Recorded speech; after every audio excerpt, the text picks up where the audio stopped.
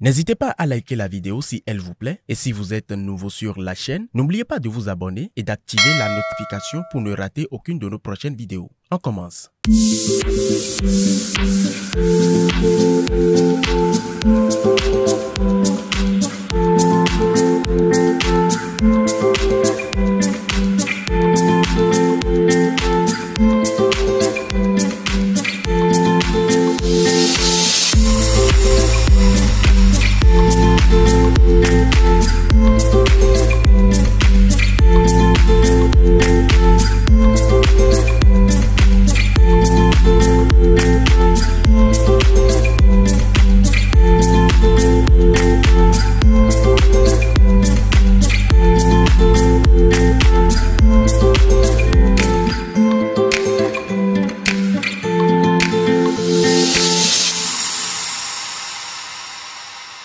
Vous êtes bien sûr sur votre émission Au-delà des églises. Amis internautes, bonsoir et merci d'avoir pris le rendez-vous.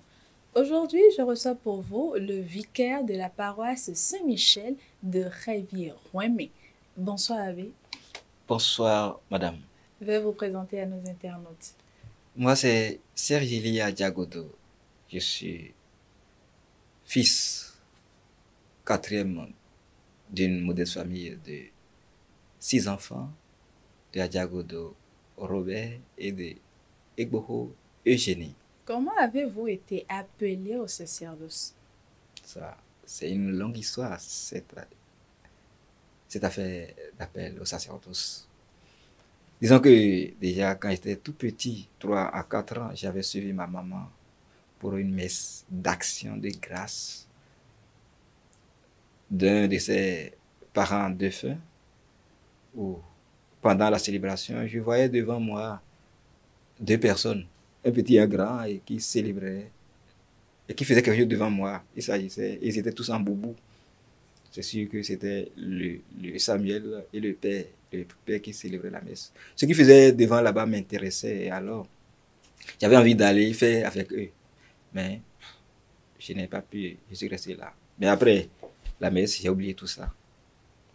Puis j'étais petit, alors quand j'ai commencé par aller à l'école jusqu'en 4e, où j'ai commencé également la catéchèse, nous avons été pour la première fois au camp des enfants du Madeb. J'étais Madeb également dans le temps. Et pendant ce camp, le père qui nous célébrait la messe quotidienne demandait toujours à ceux qui veulent devenir prêtres de venir donner leur nom. J'étais là, la chose me disait, je pouvais aller donner mon nom, mais intérieurement, je disais non, je ne vais pas donner mon nom, puisque je pense à mes parents à la maison qui n'étaient pas chrétiens. Alors j'ai résisté, je n'ai pas donné mon nom. Progressivement. Après mon bac maintenant, et je suis venu à Cotonou. Tout ça là se passait à Bombay. Maintenant, après mon bac, je suis venu à Cotonou, près de mon oncle à Zobo là, et j'ai commencé le cheminement avec les renouveaux. Et là, ils nous avaient proposé un test, des tests quotidiens. Donc l'un de ces tests m'a rappelé ce que je sentais là. Luc 6, 46. Vous m'appelez Seigneur, Seigneur, et vous ne faites pas ce que je vous demande. Vous m'appelez Seigneur, Seigneur, et vous ne faites pas ma volonté. Alors, ça m'a touché, j'ai commencé à réfléchir. Quelle pouvait être cette volonté-là que je n'accomplissais pas? J'ai demandé l'accompagnement de ceux qui nous suivaient pour le chemin du renouveau en question là, et qui me disaient que ça pouvait être devenir prêtre. Je me suis alors rappelé de ce que je disais au départ là. On a fait le chemin est terminé, j'ai fait l'effusion. J'ai encore classé ça parce que bon, je dis que je veux devenir une grande personne demain, marié, père de 6 enfants. C'était mon projet. Mais vers 2008, 2006, 2008, comme ça, alors cette phrase, vous m'appelez Seigneur, Seigneur, et vous ne faites pas ma volonté, revenait de façon plus insistante. Alors, j'ai dû en parler avec et mon curé alors pour dire que c'est comme ça, j'ai vu telle chose, et il a dit qu'il va m'accompagner. Et progressivement, bon, j'ai fini par découvrir que c'est vouloir devenir prêtre, puisque à une récollection, on nous a proposé de choisir des tests après nos prières. Le père qui dirigeait a proposé des tests. Et j'ai été tiré. J'ai prié beaucoup aussi avant d'aller tirer. J'ai tiré le test. Isaïe 42, verset 6. où le Seigneur disait, moi le Seigneur, j'étais appelé dans la justice. Alors quand j'ai lu cette phrase, je disais, alors comme le Seigneur m'appelait vraiment. Alors j'ai abandonné tout pour dire, répondre à ce qu'il m'appelle. Quand vous avez découvert quelle était votre vocation, à qui l'avez-vous annoncé en premier lieu? Je peux dire que c'est à mon papa que j'ai annoncé pour la première fois cette idée de devenir prêtre.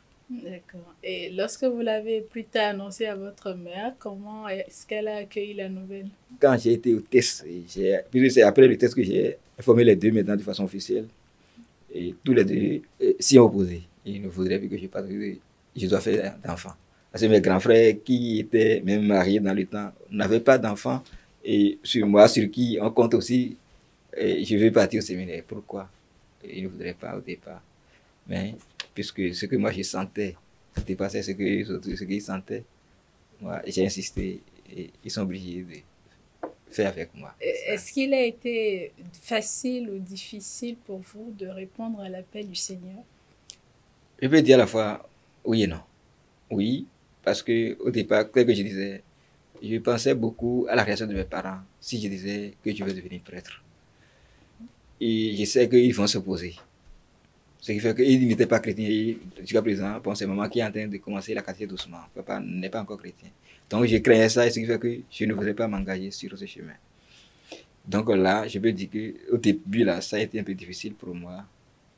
Et aussi pour me détacher finalement, puisque j'étais au campus étudiant. Et bon, je ne pensais pas aussi m'intéresser à la vie en couple davantage, puisque et c'est d'abord justement à ce niveau-là, même de m'engager avec quelqu'un étudiant comme moi, que le désir de devenir là devient également plus fort. Donc il a été un peu difficile de s'arracher pour vraiment répondre au Seigneur. Donc après cette difficulté, lorsque j'ai enclenché le chemin avec le Seigneur, je n'ai plus d'autres difficultés. Donc là, je peux dire qu'il n'y a pas eu de difficultés sur le chemin même. Que retenez-vous de votre formation au séminaire? D'abord, il faut dire que on ne forme pas simplement pour devenir prêtre, mais on forme. Ils forme pour être humain, être chrétien, humain tout court d'abord. Parce que pour nos formateurs, c'est d'abord, il faut être humain pour pouvoir communiquer le Christ, parce que le Christ même s'est fait homme. Et c'est parce qu'il a été vraiment homme qu'il a su donner à l'homme ce que l'homme doit être réellement. Et donc, c'est dans ce sens-là que nos formateurs nous ont formés. Et je disais, même si je finissais le séminaire et que je n'arrive pas à devenir prêtre, je serai un bon citoyen. D'accord. A-t-il été facile pour vous d'arriver à bout de ce chemin-là? Sur le chemin, je vais dire, pour moi, c'est vrai que rien n'est totalement sans difficulté. Il y a toujours de petites difficultés. Mais quand on a le Seigneur avec soi et on le tient, quand les difficultés arrivent, il nous aide à les traverser et on ne sent pas le poids des difficultés. Donc, dans mon accompagnement, je sais que beaucoup même, ils me soutiennent dans ce chemin. Ce qui fait que je n'ai pas senti le poids. Avez-vous des dévotions particulières? Oui, ça, j'ai une dévotion particulière. C'est à la Vierge Marie. C'est elle qui nous guide et qui oriente nos pas. Et sous quel signe placez-vous votre ministère? Simplement, service, obéissance et joie. Service, parce que celui qui m'appelle, il a été serviteur de tout le monde. Obéissance, parce que lui aussi, il a obéi jusqu'au bout, jusqu'à mourir sur la croix. Et obéissance surtout aussi, parce que dans l'église, il faut obéir pour vivre. Et joie, parce que il faut être joyeux pour communiquer la joie aux autres, pour que les autres en te voyant vivre également soient heureux de vivre. Partant de là, est-ce que le vicaire de la paroisse de Saint-Michel de Révieux-Remet a-t-il déjà des disciples, des personnes qui, en vous voyant, étaient attirées par la vocation? Tout à fait, il y en a beaucoup qui, en me voyant vivre, fait comme moi. Il y en a. Il y a plein qui me voient vivre, en toi, comme moi. Oui, ils veulent faire comme moi. D'accord. Alors, que voudrez-vous dire à ces aspirants-là qui vous suivent? Ce que je vais leur dire, c'est simplement de tenir le Christ comme modèle de leur vie. Et quand ils tiennent le Christ comme le modèle de leur vie, ils sont sûrs d'aller au bout. on peut sentir au début, on peut voir quelqu'un devenir prêtre pour vouloir devenir prêtre. Mais le tout n'est pas de vouloir forcément devenir prêtre, mais d'être heureux et que la volonté de Dieu soit réalisée dans notre vie. Donc, si ils tiennent vraiment le Christ comme leur modèle, celui-là qui peut vraiment appeler à toute vocation, alors ils sont sûrs d'aller au bout. Mais si c'est parce qu'ils ont vu telle personne devenir prêtre, ou bien vivre de telle façon qu'ils veulent peut-être emprunter le chemin du sacerdoce, ils sont en train de faire une grave et grande erreur. Ce n'est pas comme ça. Donc c'est le Christ seul qui peut tenir pour aller jusqu'au bout. Parce que peut-être qu'ils prennent l'homme peut-être pour modèle et qu'il arrive, on ne sait jamais, que celui-là qu'ils prennent comme modèle, celui-là tombe. Ils vont tomber, ils vont dire qu'ils ne vont pas suivre le Christ. Donc je les invite à tenir simplement le Christ et ils iront au bout. D'accord. Si vous étiez donné de choisir votre mission, quelle mission choisirez-vous? Celle que me confiera mon évêque. Simplement. D'accord. Alors, Père, avant votre mot de fin, à une personne qui actuellement a l'impression d'avoir perdu sa joie de vivre, que direz-vous?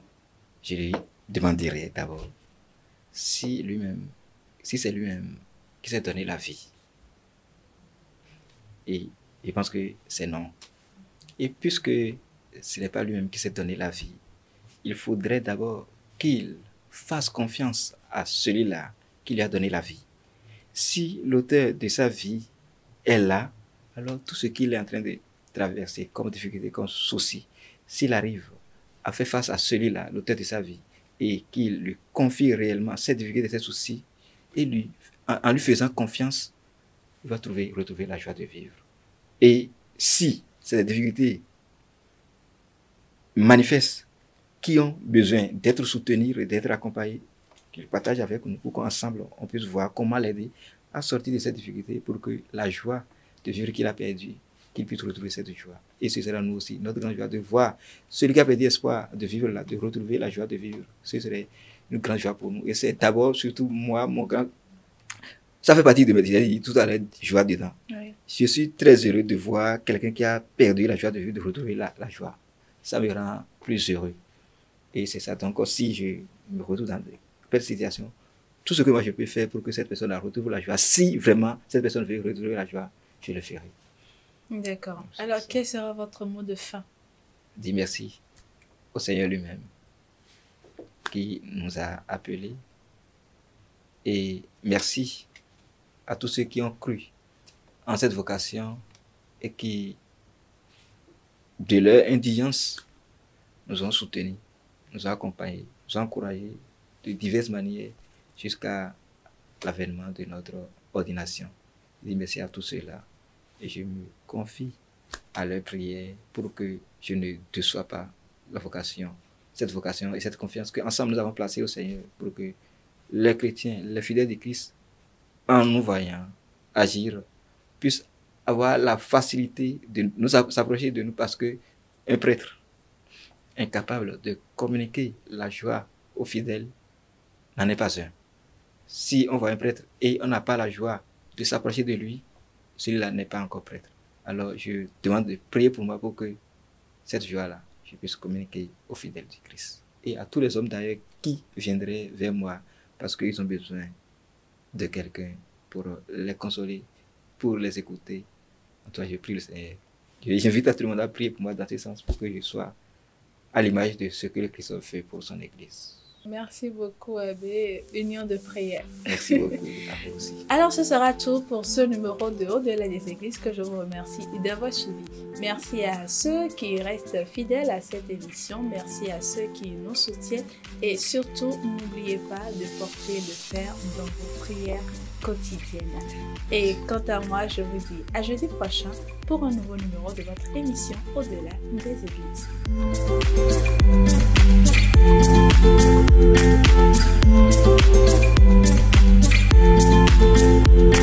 you.